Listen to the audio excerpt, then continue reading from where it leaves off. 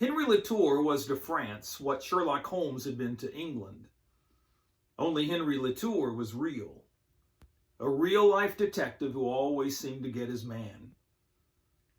So admired was he in this regard that even while he was alive, he was considered a legend.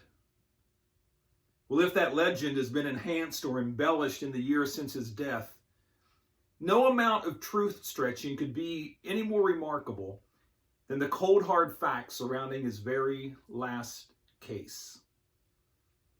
Master Sleuth Henri Latour was called to the scene of the crime. A suspect had already been taken into custody, but instinctively, Latour said no. Authorities had arrested the wrong man.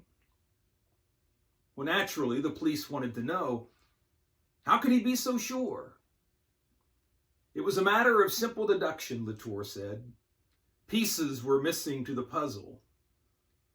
Latour would find the missing pieces.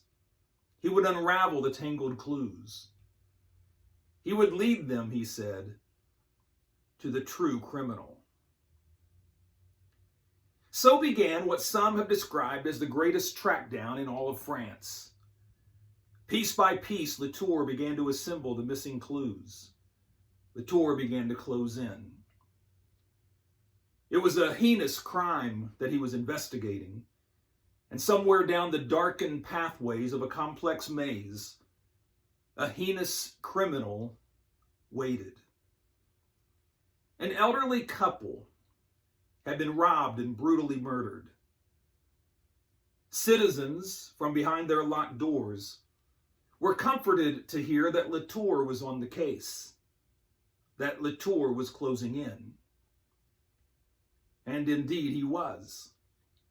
Perhaps one day it was a trace of blood on a scarf, and another day a torn patch of tweed, but he was closing in.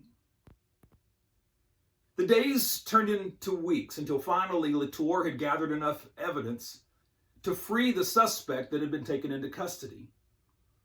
The proof was positive, he said. The man that authorities had arrested was innocent. But even so, they hesitated. They said, shouldn't we keep him in custody just in case? Just in case the master sleuth, if for the first time, this time is wrong? But he wasn't wrong. An innocent man had been taken into custody, and no innocent man should be forced to pay for the crimes of the guilty. And so the search continued. One clue, one painfully slow step at a time. Until finally, at the end of a long, tiresome journey, the search ended. And Henri Latour had found his man. The trial was not a lengthy one, for the case was ironclad. Latour was on hand personally to reweave an amazing web for the jury. And the verdict was guilty. The judge commended Latour for his tireless efforts, for his brilliant detective work. The newspapers applauded. But with that verdict, abruptly and without explanation, Latour retired and went into seclusion. I mean, everyone agreed that this last case had been his most brilliant triumph. And yet, the Sherlock Holmes of Paris would spend the last 25 years of his life as a hermit, as a recluse in a tiny little cottage in a remote French village. Not until after his death would the carefully guarded secret come to light and the admiring nation discover the truth about Henri Latour's last case. You see, once all the evidence had been gathered and all the pieces of the puzzle had been put into place, Latour found himself trapped by his own uncompromising sense of justice.